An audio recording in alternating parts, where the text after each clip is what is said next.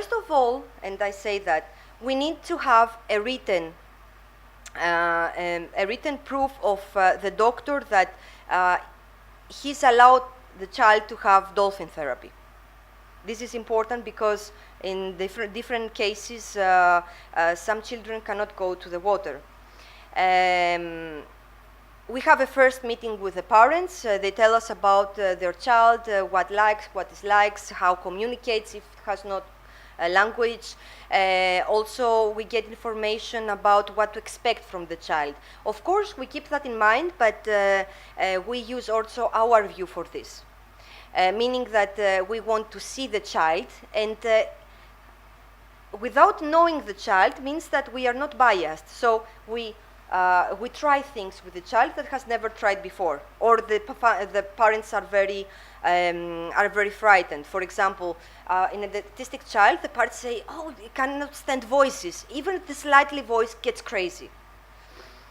As you will see in a very small video, the noise that dolphin makes supposed to be very frustrating for the child, and it wasn't, because it was coming from a dolphin and not from a city.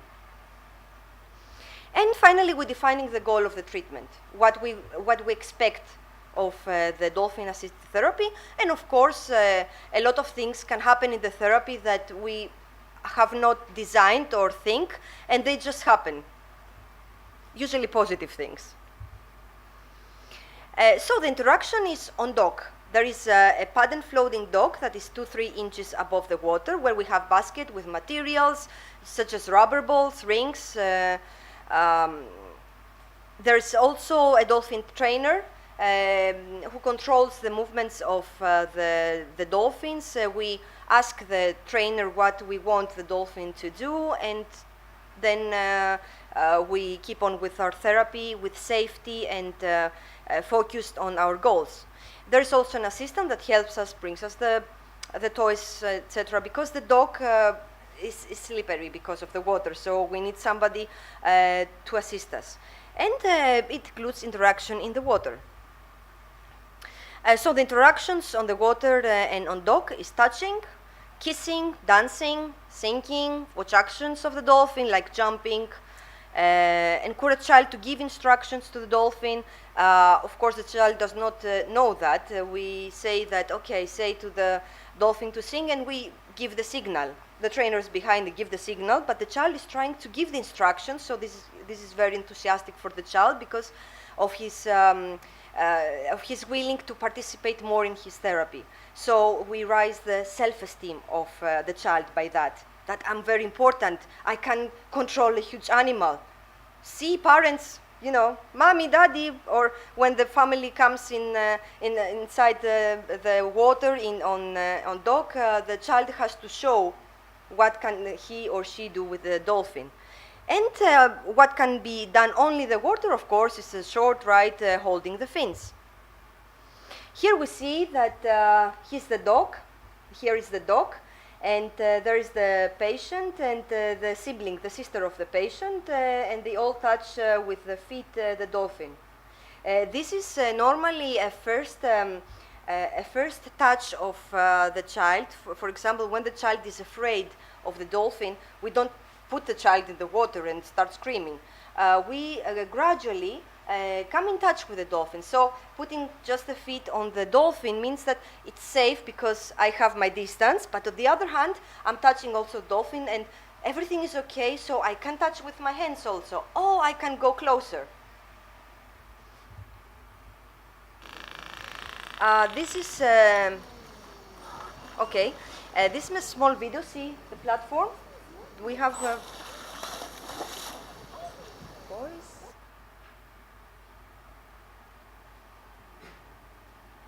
Yeah.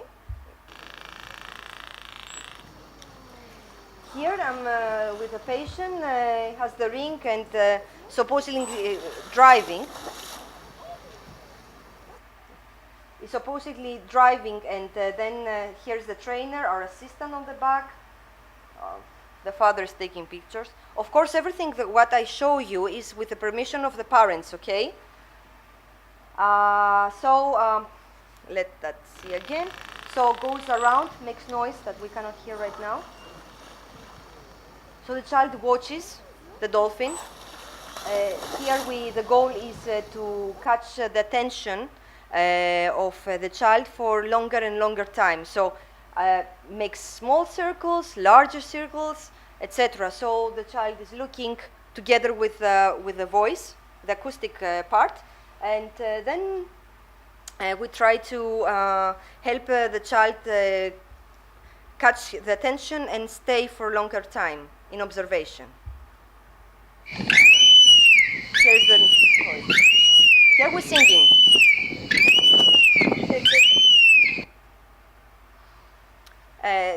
This is the voice I was telling you about the dolphin. The autistic child has not afraid, because autistic children do that. They cannot stand the voices. But with the voice of the dolphin, this is not happening. Or when the dolphin is playing and splashes with water, and we can play with the dolphin and splash water to the dolphin, and it's like an interaction. They're fine. Most of them are fine. Even if in the history of the parents, we know that they are very afraid of water, try not water to come on to him. But it works much better the other way. Here is dancing. So we imitate the movement of the dolphin, and then the child is, you cannot hear it.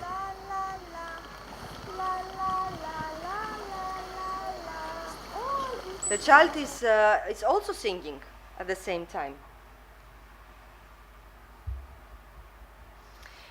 Here we try to with a positive reinforcement, that is the ball throwing inside the water, and when the ball is in the water, the dolphin goes, catch the ball and brings it back to the child.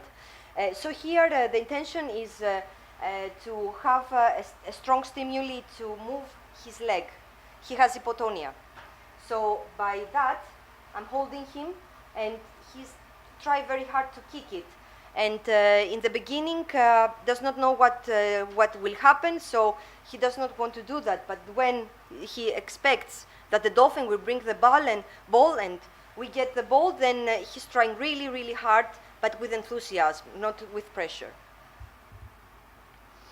Here is kissing the dolphin. Kissing the dolphin maybe look awkward to you, like how you kiss the dolphin. But this is a way of showing the affection of the patient to the dolphin and connect them. And the dolphins can come to you, and you try, first of all, with the body movement to kiss, to reach the dolphin and kiss the dolphin. So this gives a stimuli to move the body and control the body so you don't hit the dolphin and everything. And on the other hand, is like we kissed, we are friends, we are very intimate. I think so. This is the fin ride. Usually we do that together with the children, the small children. We are holding the fins, and then the child holds the fin also, and we take a short ride. In this case, and in other cases, of course, the patient can can hold the fins, can make the ride him or herself. We play with the ball inside the water. So we throw the ball, and then the dolphin brings the ball back, and we have to reach the ball and take it and grab it and throw it again. Here is the ride together with the therapist. Here is touching, dolphin inside the water. So, for example, with children that have difficulties in movement, we try first with one hand and holding, because this gains trust, and then put them gradually with the two hands, and we are behind them, of course, all the time. The child is not necessary to know how to swim. As you see, life vest is necessary, and for us and for the children. And we know instructions to give to the dolphins, but we have also the trainer behind.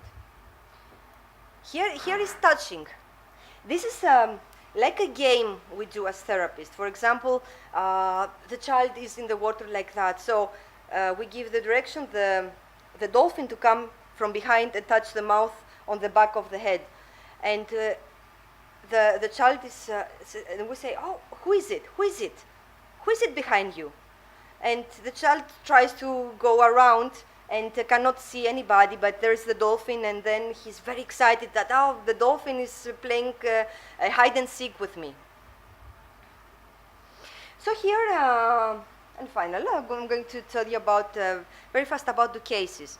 This is more, it's not like a case study, as we know that, we have a certain methodology. We just use dolphin-assisted therapy, but we wanted to show you the Tom and Samuel. We have changed the names of the children that have the Tom with autism and Samuel with Mabry syndrome, how they reacted to the dolphin-assisted therapy. Yes, first of all, here is what is autism spectrum disorders. Refers to a range of conditions characterized by some degree of impaired social behavior, communication, and language.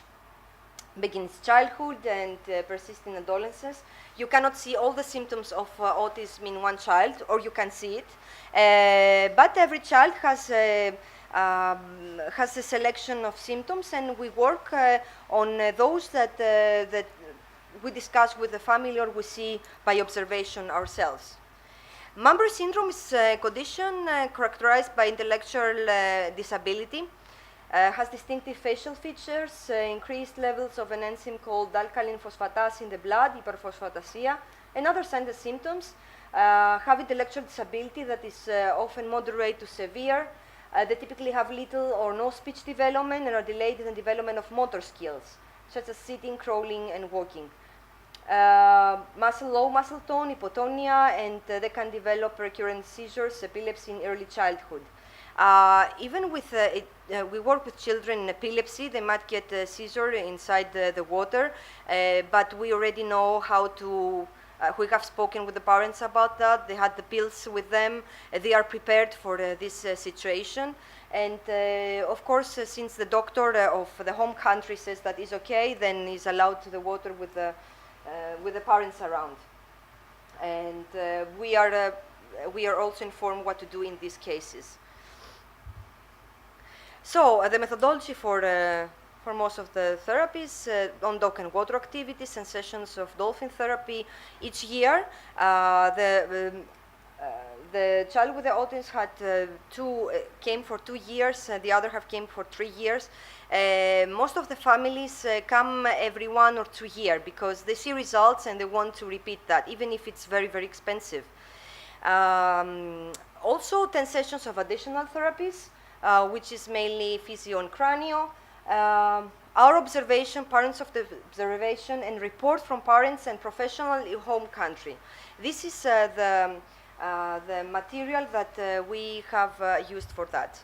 In the case of Tom, he came for that in 2013 and 2015. He had no use of speech, had a good understanding of sign language.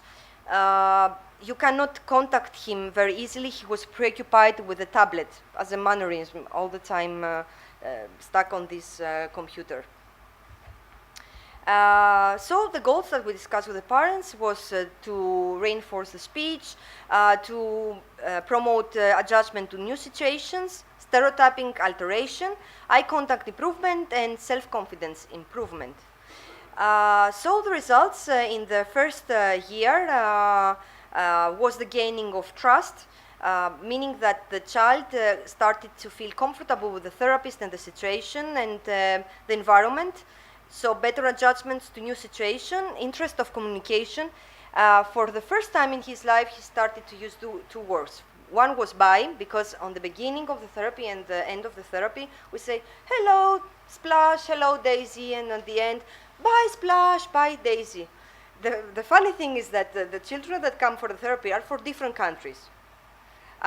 Meaning that we are not able to know all the languages. So with the parents, we just learn some words that we can communicate, or we already know some languages and we communicate.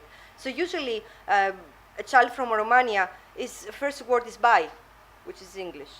But is a word, so this is important. Or the name, not of the mother or the sibling, but the name of the dolphin. But this means that the child wants to communicate, so is forced to use language. Force himself, he's not forced.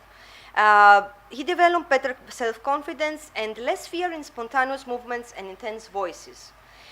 Meaning that the reports from the therapies, from the professional therapist in home country was that they were learning more and they were more open to receive new knowledge concerning his therapy. Was not more open and less protest. That was in the second year. There was the same, but the gain of trust was already there from the first year, and less fear of the dolphin, so he could develop much more. And less stereotypic movements, and socially he was more functional. Samuel with Mabry syndrome came for 3 years, 2013, 2015 and 2016. The goals were development of autonomy and self-control, better social skills, improvement of concentration and active attention, and improvement of self-control. The results started to be shown after 2 or 5 months from each dolphin-assisted therapy every year. He could swing by himself, so this means that he could make swing without somebody pushing him, not somebody helping him. He could do that by himself. So we have better self-esteem, and secondly, better self-control. He was more patient, more responsive when they calling him. He had better concentration. He had better attention, eye contact. He started drink from a glass and not from the bottle all the time. He wanted to do more things. And then we have emotional improvement. Means that he started to show more positive emotion. He was more expressive. The conclusions are that dolphin-assisted therapy is a promising field in the area of supplementary therapies. However, the research is limited and the capacities are limited and should be more investigation on that. I don't know what is the best in order to do a research by excluding the areas that I referred in the beginning. It's not very possible, but I think that technologically we can do more things. Also, it's an expensive therapy. It's not for everybody. But as we have seen, a lot of therapies are sponsored by organizations that they offer to the children. They apply dolphin therapies. This is not happening here in Greece. It happens to Germany. It happens to Austria. It's happening to England. It's happening to Russia.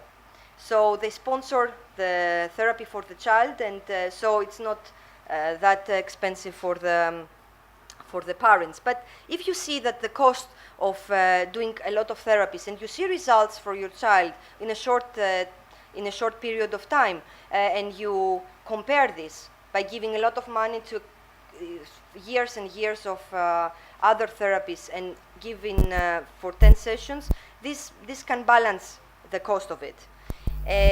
Also, that the dolphins should take place in areas that preserve health and well-being.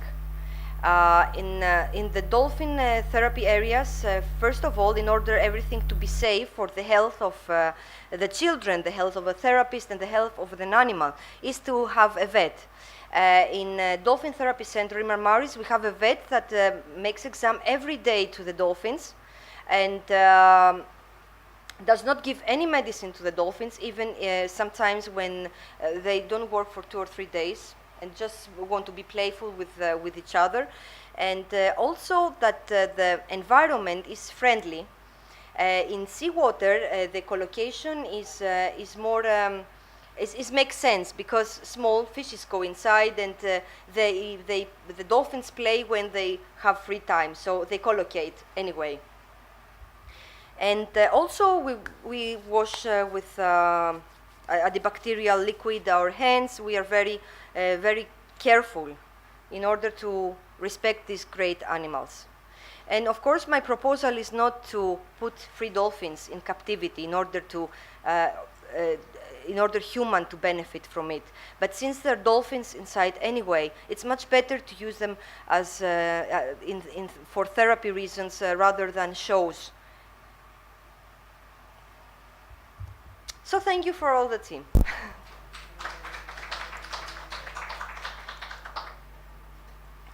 Any questions? Yes, please. Do you do any pre-testing or measurements in any post? Yeah, if we have post what we have, I didn't understand your question. Oh, sorry. like do you do assessments of the children and their functional capacities, either in language or in movement? Do you do that before you begin a therapy set of sessions, and then do you do a set of measurements afterwards? Yes, that would yes. be a nice way to collect data. Yes, yes. We collect that from our short observation because we see that for just one day, the child when comes from therapy. But we have the information from the parents and the files of the history, the medical files of the child. So we have an idea what we expect already, so we can make the comparison after the dolphin-assisted therapy. Is And what you asked? Yes, and do you have those results? Have you been collecting data? Are you able, I'm a clinician like you are, and so we know, practically speaking, if you see a child and it gets better, you say, good, excellent. But then you want to go get money, and the people say, where is your data, right? So my question is, have you been collecting data to convince the people who have the money to give you money to make the... we are more based in the researches that have been already done in the area, but it's something that we want to do because we have a lot of data of many children, and we tend to do that sometime, but we want to do that the right way. This was an example of an observation. Therefore, I said it's not case study per se. Thank you. Thank you. Yes, please.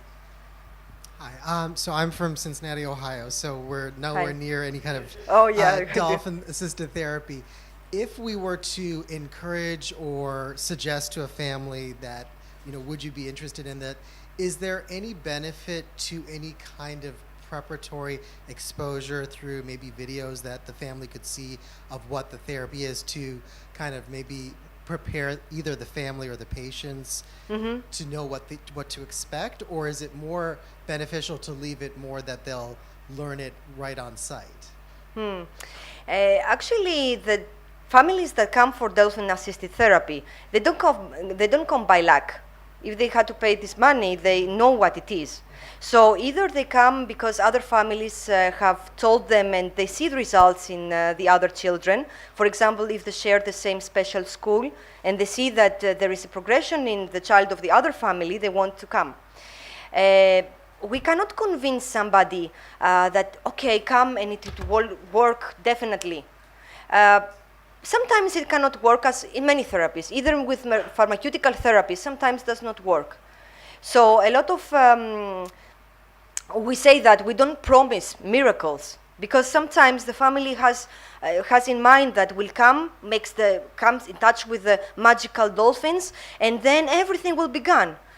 Genetic disorders, for example, cannot be cured, but you can make things better.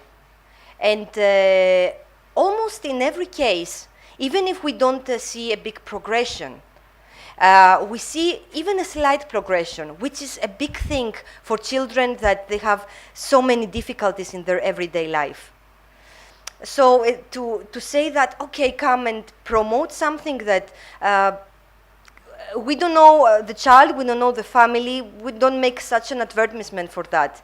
It's more like believing that it will help you. It's like the yoga. You go to the yoga and it's very helpful for you, but for somebody else it's very boring because you believe in it and it's helpful and it works for you. Yeah. Thank you. Thank you.